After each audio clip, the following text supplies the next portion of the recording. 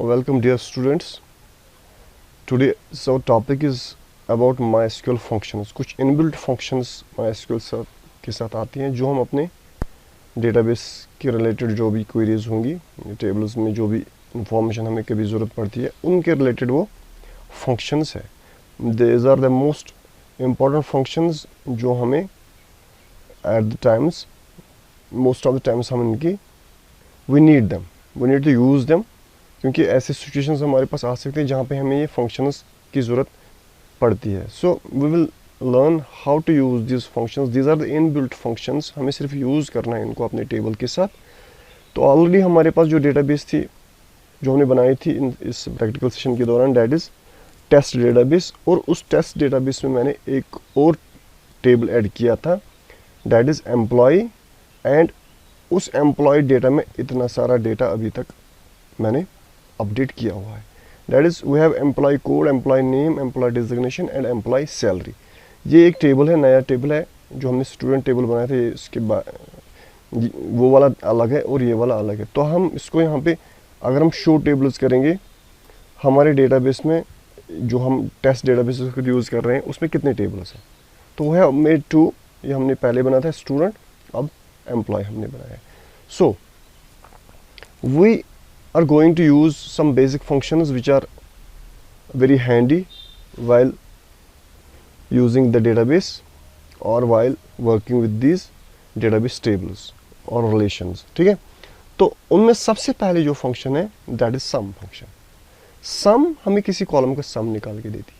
For example हमें ये बताना है कि हमारे इस ऑर्गेनाइजेशन में, हमारे इंस्टीट्यूशन में ये जो एम्प्लॉयज़ हैं जिनकी डिजिग्नेशन डिफरेंट है, इनकी सैलरी मुझे देखनी है कि टोटल सैलरी मेरी इंस्टीट्यूशन में, अगर मानो कि ये 7 एम्प्लॉय यहाँ पे है, तो इन 7 एम्प्लॉय पे मुझे कितना खर्चा आता है. So I will use first function that is sum function.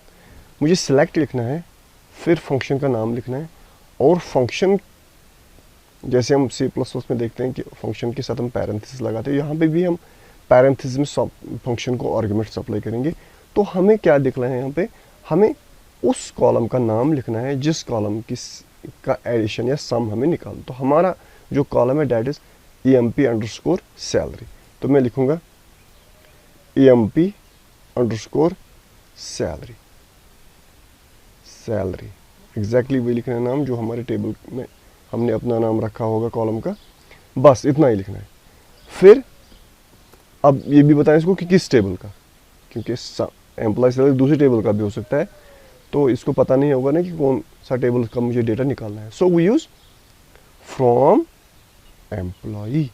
Employ is what, it is a table name. ठीक है, जब मैं इस क्वेरी को एग्जीक्यूट करूंगा most probably I will get the sum of this column. जितना भी इसका सम होगा वो मेरे सामने आएगा.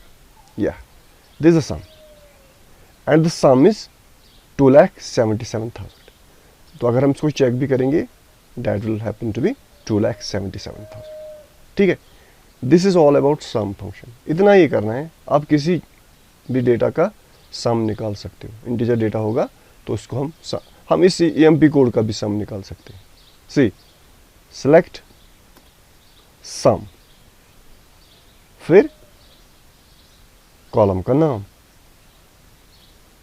फिर टेबल का नाम. फ्रॉम तो जरूरी है. This the sum in employee code उसका सम है. अच्छा, अब मुझे यूज करना है, मैं ये चाहता हूं कि जो मेरी डिजिग्नेशन है मैं डिजिग्नेशन के हिसाब से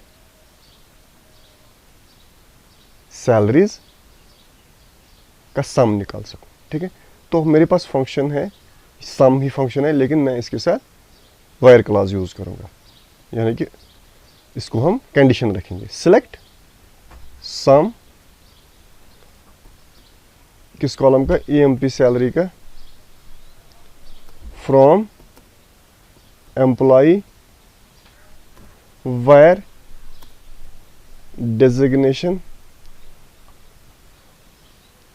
EMP_designation is equal to lecture.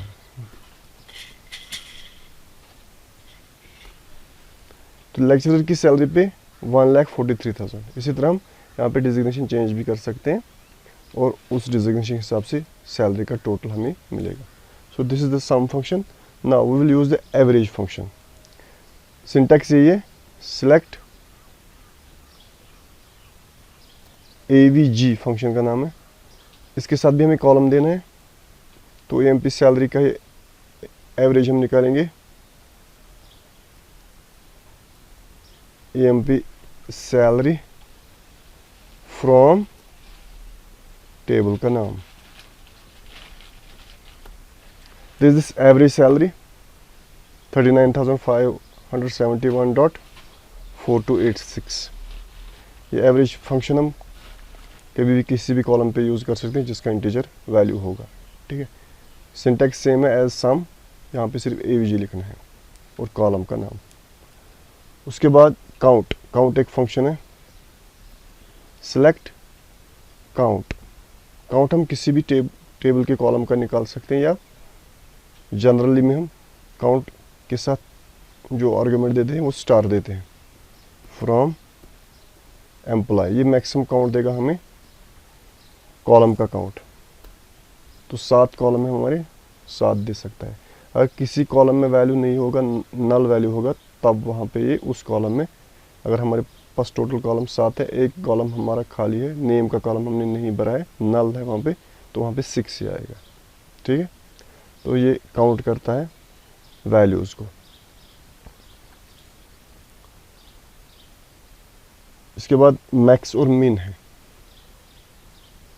Select max, फिर कॉलम का नाम,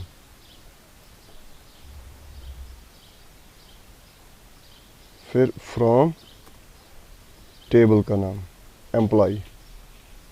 यहाँ पे हमें इस कॉलम का मैक्सिमम जो वैल्यू होगा वो हमें निकाल के देगा ये।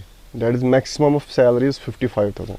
अगर हमें चेक करना है कि मिनिमम सैलरी क्या है, तो हम लिखेंगे सिलेक्ट मिन, फिर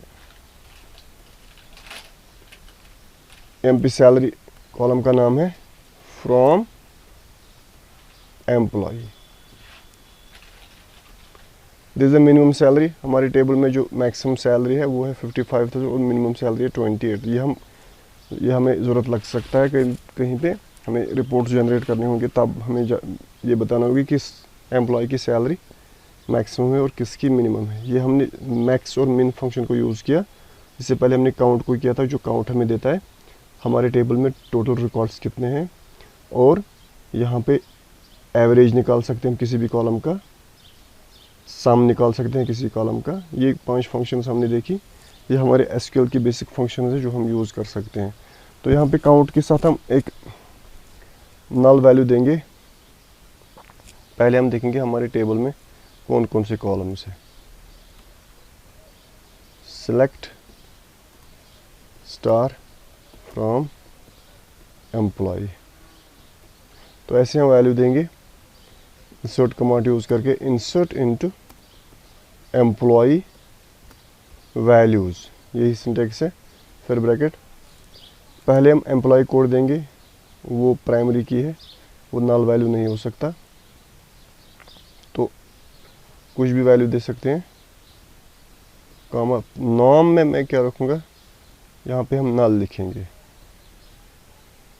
खाली है नाम। डिजिग्नेशन का कॉलम हम भरेंगे, फिर सैलरी, ये कॉलम भी हम भरेंगे। तो क्वेरी ओके है।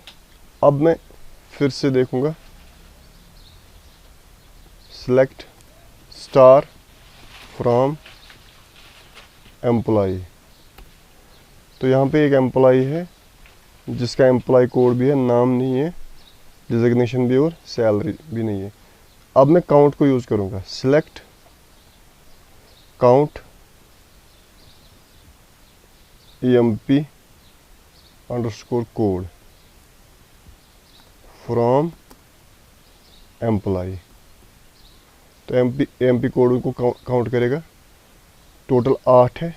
अब मैं यही कमांड फिर से लिखूँगा, सिलेक्ट काउंट अब मैं दूसरी कॉलम पे काउंट करूँगा, emp अंडरस्कोर नेम पे, emp underscore name from employee, from, यहाँ पे एफ हम भूल गए,